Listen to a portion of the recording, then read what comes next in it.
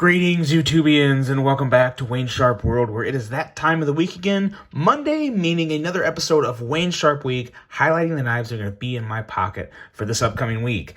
Before I get into my list, though, I have to give a quick shout out to all my sponsors here: DLT Trading, Mojave Outdoor, and White Mountain Knives, and Caviso Outdoors. Working on getting some type of branding up there for Caviso, but Caviso is definitely officially fully on board. But while you're at it, if you're looking for a knife, use some discount codes right here: 10% off at Mojave Outdoor with Wayne's World, and 10% off at White Mountain Knives with the code WSW10. But as always, all my sponsors are the best. At least I think so. So I would recommend any of them to anyone for any of your knife and EDC needs. Now, let's get right into it and take a look at my lineup. And I'm going to start off with one that I had in the pocket this weekend, and it was just so good. I enjoy it so much. It had to get some time this week, and that's the TRM Shadow. This is one that it is very, very hard to get. I got extremely lucky, and every time there was an opportunity to enter a drawing to win one of these, or no, not to win one. So they had raffles, or lotteries is what they call. I used about every word in the book before I actually found the right one. Lotteries, yes. They run lotteries that you can enter to try and win the opportunity to purchase one. So I was lucky enough to be able to purchase one. So I got the opportunity and I had to hop on it. This is, without a doubt, one of the best mid-range EDC knives you can get that is American made. Now, obviously, again, the fact that it is hard to get kind of makes it hard for me to actually recommend. I, of course, would recommend it, but then for you to go get one makes it very hard. But at the end of the day, I have one in my possession. I really like it, and I'm going to carry it. It has that CPM 20 CV steel, some very nice contoured G10 handles, nice little details all over the knife, from the pivot down to the milling in the handle, and just the ever so perfect clip with a nice low ramp, recessed screws and clip, very nice subtle clean clip, and ergos that are just an absolute dream. Easily some of the best ergos on a knife I've ever handled. It's definitely in that top 5. If I was to make a list of the top 5 knives, the best ergos, this would be up there somewhere in the top 5. It wouldn't be one, I can tell you that, but definitely in that top 5. And yeah, definitely a good one. It's one that you really have to, I don't know. Maybe I need to just loosen the tension on the pivot screw, or put a little more KPL in it or something. But it's still a little stiff on me. I've carried it a decent amount. I haven't carried it like every day, obviously, because, you know, as a reviewer, I carry a lot of different knives. But yeah, definitely need to just break this guy in a little more. And but no, I've handled a couple other ones that were just absolutely buttery, and I haven't quite got mine to that yet. But hopefully with a little extra carry time this week and maybe a little more tuning, I can get it there. But nonetheless, regardless, it's a fantastic one. One of my favorite ones, the TRM Shadow.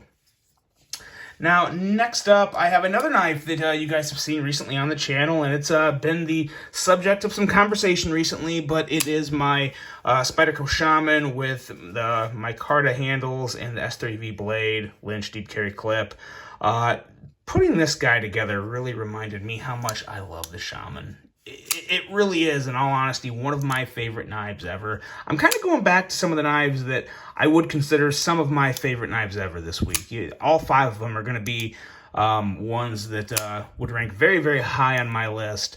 And I kind of forgot the Shaman was one of them, to be honest. I got caught up on some other knives, and didn't mean to take a whole lot away or knock the Shaman, because it's one of those knives that's been around for quite a while. You know, there's a lot of the new stuff comes out, and, you know, sometimes things can get lost in the hype.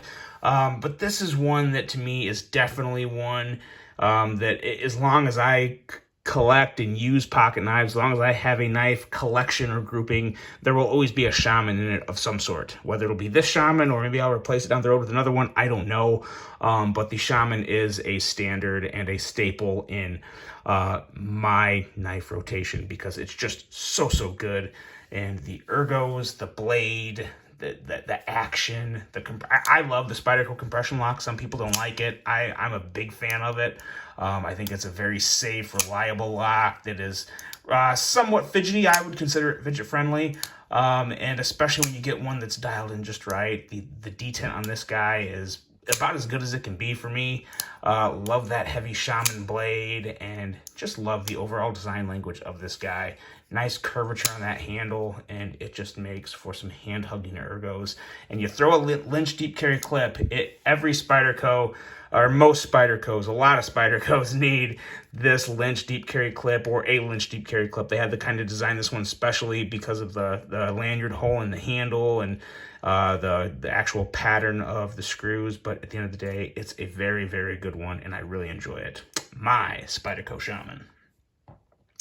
Another one that I compare to the Shaman, and I still stand by this, that overall it is a better knife than the Shaman, mainly with the price factoring into it.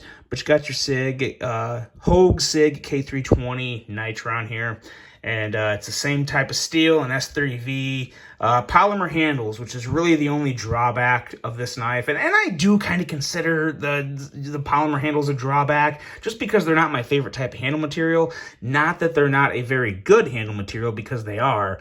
You know, Sig has been putting polymer handles on other things for quite a while, and they are extremely durable and totally fine materials to work with. So, you know, that's not the end of the world. The only thing that kind of makes it a little hard to swallow is because, you know, you're in an industry when G10 and titanium and carbon fiber and micarta are so predominant. You kind of feel like, you know, maybe polymer handles is the cheap route.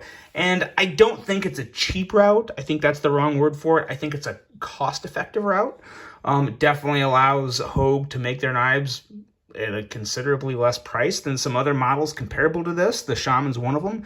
You know, the Shaman's coming in at, I think, $230 stock right now, as to where you can get one of these for, I think it was $137 stock. So considerably less, and you're still getting one excellent knife with ergos that are just as good, if not maybe a hair better than the Shaman. A blade that is super slicey. Hogue puts some of the best edges on a knife, on a blade in the entire industry. A very nice deep carry pocket clip that you don't have to buy extra. It comes with it. So there's a lot of pluses to this, and that able lock. The able lock is still easily one of my favorites, and man, it is just ridiculously smooth. The cutout, some people would not be a huge fan of this cutout because it is a little small. You got to be a little precise when you kick the blade out, but nonetheless, it still works. I can't knock it that much, and I just really, really enjoy this knife, and I'm going to really enjoy carrying it because I haven't carried it a lot lately. So, need to change that. So, I'm going to this week.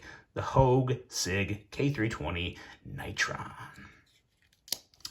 Next up here, we've got a knife that I would probably have to call this the best Tucson knife ever made. And it is none other than the Tucson TS-129, I believe. TS-129. This guy has deceivingly great ergos. Surprisingly great ergos. You would not expect this guy to feel this good in hand until you actually get it there. That little swell towards the bottom of the palm is great. The area up here that acts as a choil does a great job feeling like a choil and working like a choil. You can always choke back a little and it works just fine. The handle's solid. The blade is even better. Ultra slicey blade, nice aggressive tip that, in all honesty, the tip almost kind of works like a Wharncliffe, even though it's definitely not. I think it's safe to say this is probably considered a sheep's foot blade, but it feels like a Wharncliffe because it's got somewhat of a point, and it has some belly, but it straightens out right at the end. Just a very, very versatile blade that comes in very handy. Not a huge fan of the satin blades from Tucson. I've always wanted to acid wash this blade, and maybe someday I'll get to it. But regardless of that, you got that M390 steel here, and it's just a phenomenal offering. Easily, in my opinion, easily the best Tucson. Whoop, hit the board there. Easily the best Tucson ever made. Excellent middle finger flicking but it just feels great. And you can still get these. I don't know what they're going for nowadays. But but they are still available on eBay, and sometimes you can find them, I think, on Amazon. eBay is always kind of like the #1 way to get two suns, as far as I know. I don't know if that's changed recently, but last I knew that was still the deal. But just an excellent, excellent knife here. If you're going to get a two sun and you want to start looking somewhere, if you like front flippers, if you like middle finger flicking, the TS129 really is the first one you should be looking at. And I will stand by that very strongly, because it is just an excellent knife that there's really, I don't think there's anything I would change about it. So there's that. Next up and last up, got another one that hasn't seen pocket time lately. That's going to change this week, and that's the GiantMouse Ace Grand. It's another one. It's just so good. So good. Love that LMAX steel. Not the thinnest edge, but definitely thin enough to put in plenty good enough work. A nice strong blade with that excellent jimping about midway up through that Vox and Jesper always like to put on their designs. And it just feels so good in hand. Nice hand filler. Excellent micarta that is a lot smoother than it looks, but still provides plenty enough grip. And that wire clip that is pretty good. It's pretty good. It's good enough, especially, it definitely works better with this knife because it has a bit of a wider, bigger handle, so the clip doesn't feel so big. Some of their models or designs, I feel like the clip is a lot more predominant in hand. This is not one of them. It does feel very good. Nice action to close it, and then that middle finger flicking action to get it out. Yes, yes, yes, yes. So, so good. Nice, strong back spacer to give it a little extra strength. Your lanyard hole there. Just a very, very nice knife. Another one that I would definitely recommend to anyone, any day. And I believe you can still get these too. I don't think these are too hard to find. I haven't looked lately, but I think there's a carbon fiber version that's also available. Not sure what those stock quantities are right now on the micarta options, but definitely a great knife. And one if you're looking for a new addition to the collection. This is one I'd highly recommend as well, the Ace Grand. So there we go. Let's have a little roundup here of what we got. And, you know, I just noticed it when I was lining everything up before I started recording this video. Woo, hit the table. Wow, you guys, any idea what size knife I prefer? I mean, look at this. They're all very different knives, but in terms of size, really pretty much identical in terms of length. So length, I said length.